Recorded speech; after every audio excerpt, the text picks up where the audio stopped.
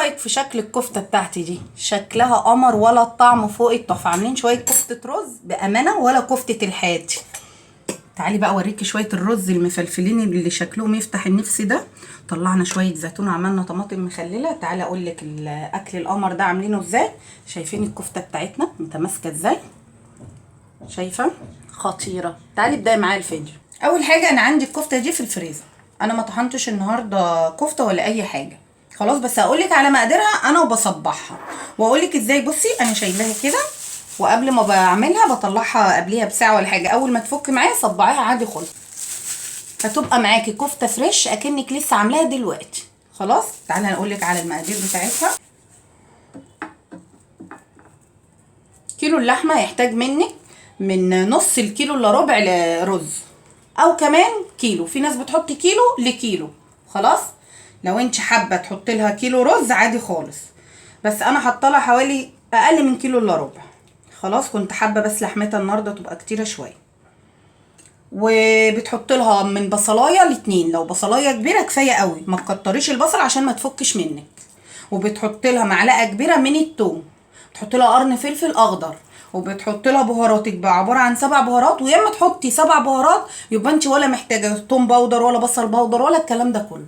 وهتجيبي 3 ربط خضره، شبت وبقدونس وكزبره.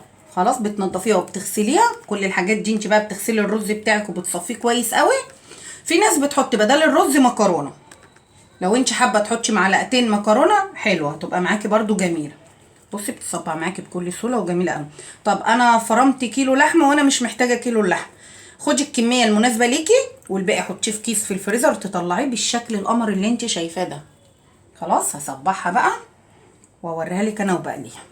بصوا احنا كده صبعنا الكفته بس مش هقليها دلوقتي. تعالى اقول لك هعمل ايه. حضرت بصلايه كبيره، دي حسيتها صغيره حطيت عليها دي، واقل من كيلو من الطماطم. وخرطنا البطاطس بتاعتنا. قبل ما انا هقلي الكفته هكون احمر البصله واحط التسبيكه بتاعتي على النار. في اثناء ما التسبيكه بتتسبك اكون بحمر الكفته عشان ما تقفيش وقت كتير في المطبخ. طبعا مش محتاجين كبه، هما بصلايه كبيره الاتنين صغيرين بالشكل اللي انت شايفاه ده. تخرطيهم كده على ايدك. في اثناء ما انت بتحمري البصل هتكوني بتضربي الطماطم وتصفيها، ومن عقبال ما التسبيكه تتسبك نكون حمرنا الكفته بتاعتنا. رفعنا البصل بتاعنا على النار وهدينا عليه من عقبال ما ضربنا الطماطم بتاعتنا وصفيناه. خلاص لحد بس ما تاخد اللون الذهبي الجميل. حطي الصلصه بتاعتك بقى تتسبك براحتك. وبعد ما التوم احمرت وخدت اللون الذهبي الجميل ده هتنزلي بربع معلقه من التوم المفروم. واول ما نزلنا بالتوم احنا مش هنحمره، تنزلي على طول بالصلصه بتاعتك. الطماطم بتاعتنا حمرا مش محتاجه صلصه ولا اي حاجه. تعالى اقول لك هعمل ايه كمان. كده انا معايا التسبيكه بتاعتي على النار لسه ما حطينالهاش اي حاجه، ومعايا الزيت لسه بيسخن معايا. تعالى اقول لكم من عقبال ما يسخن هعمل ايه. معايا البطاطس اللي انا قلت لك عليها، اقطعها مكعبات بس كبيره، مش هضيفها نيه. هقول لك هعمل فيها ايه كمان من عقبال ما الزيت بتاعنا يسخن. طبعا طول ما خلصت التسبيكه بتاعت الطماطم اقدر اقول لك اقلي بقى الكفته بتاعتك. شايفه اكلك كله ما ياخدش معاكي حتى نص ساعه، يا دوبك السوا، طول ما انت مرتبه نفسك كده وعارفه هتعملي ايه. كده قطعناهم مكعبات، هنحط عليهم شويه ميه. تعالي بقى معايا على النار نقلب الكفته بتاعتنا. على فكره انا ما بفرمش الكفته بتاعتي في البيت، مهما بفرمها ما بتبقاش ناعمه. انا بحب اعملها عند الجزار اللي بيقطع لك اللحمه هو اللي هيفرمها لك. حضري مقاديرك كلها في البيت وظبطيها وانزلي للجزار اقطعي اللحمه بتاعتك وافرميها، تطلع معاكي ناعمه وجميله. مهما تعمليها في الكبه بتاعت البيت بيبقى الرز بتاعها خشن. وبعد ما الكفته تاخد معاكي اللون الذهبي الجميل ده طلعيها على طول، تاكلي احلى كفته. مش كل ما تعوزي كفته تروحي تدقي لك كيلو او 2 كيلو، قسميه اكياس على قد الطاقه بتاعتك وشيليها في الفريزر زي ما انا وريتك كده. بتطلعيها بتبقى في منتهى الجمال. وهوريها لك كمان هي وفي التسبيكه ولا بتفك ولا اي حاجه. ما تكتريش البصل عشان اول ما تحطيها في الصلصه بتاعتك ما تفكش معاكي. وبس كده الكفته بتاعتنا خلاص حمرناها. شايفين التسبيكه بتاعتنا تتسبك، وشايفين لونها وجمالها. ولو الطماطم بتاعتك صفرة حط لها معلقه صلصه. واول ما تخلصي الكفته على طول تنزلي بالبطاطس، يعني اديها تحميره في قلب الزيت بتاع الكفته، بيديها طعم جميل قوي. كده البطاطس هنقلبها بس تاخد اللون الذهبي البسيط ده، مش هنحمرها. الطماطم بتاعتي اهي، تعالي بقى ننزل عليها بربع معلقه من السكر، ننزل عليها بالملح بتاعها، ظبطي الملح. بهاراتنا بسيطه قوي. وهتنزلي بمعلقه صغيره من الفلفل الاسود، ودي اختياري. هتنزلي بحته بسيطه من الشطه، وهنزل بربع معلقه صغيره من السبع بهارات، وبس كده.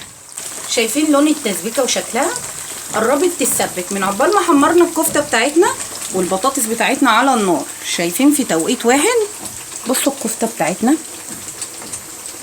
اكنها كفته حياتي مش كفته رز، جميله قوي. امشي على المقادير اللي انا قلت لك عليها تاخدي احلى كفته. وبس كده، هو ده اللون اللي احنا محتاجينه في البطاطس. شايفين؟ شايفه بقى شكل الصلصه بتاعتنا نشفت وبقت جميله ازاي. هضيف لها شويه ميه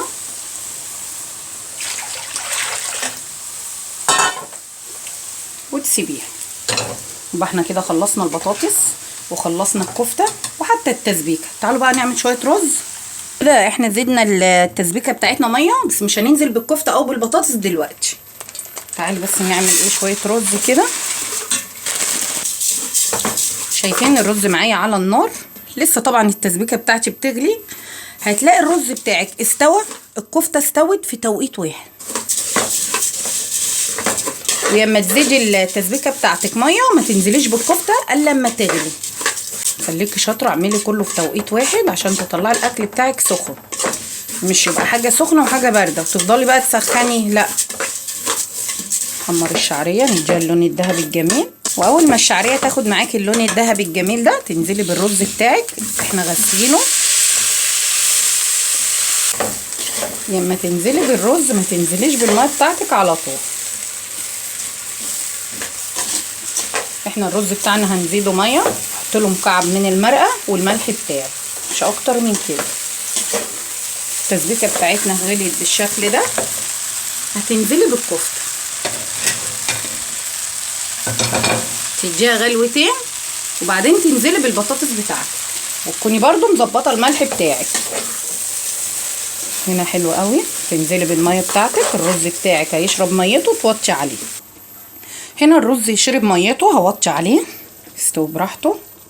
وهنا الكفته شايفين غليت كذا غلوه. شايفه الكفته ولا فكت ولا اي حاجه. وهوريها لك كمان. هننزل بالبطاطس بعد ما الكفته خدت معانا غلوتين بالظبط. شايفين؟ قلبي بقى براحتك طول ما انت مقاديرك مظبوطه، ما تقلقيش عمرها ما تفك معاكي. في ناس بتشتكي قوي ان الكفته بتفك منها اول ما تنزل في الصلصه. شايفين؟ وبقلبها ازاي تاخد غلوتين بالظبط وتدفع عليها. والرز معايا يكون استوى. وبس كده، ادي الرز معايا استوى. شايفين قد ايه مفلفل، وشايفين اللون بتاعه خطير. والكفته القمر دي شايفين لما تقلبي فيها متماسكه. شايفه؟ عايزه بس اوريكي. شايفين لون الكفته ولا البطاطس بقى الجميله دي؟ شايفه الكفته والبطاطس، البطاطس ناشفه وفي نفس الوقت هتدوس عليها مستويه وفي منتهى الجمال، والكفته ماسكه نفسها. شايفه بتتقطع ازاي؟ ما تهرتش معاكي خالص، خطيره. اتمنى يكون الفيديو عجبك وتجربيها وتعجبك.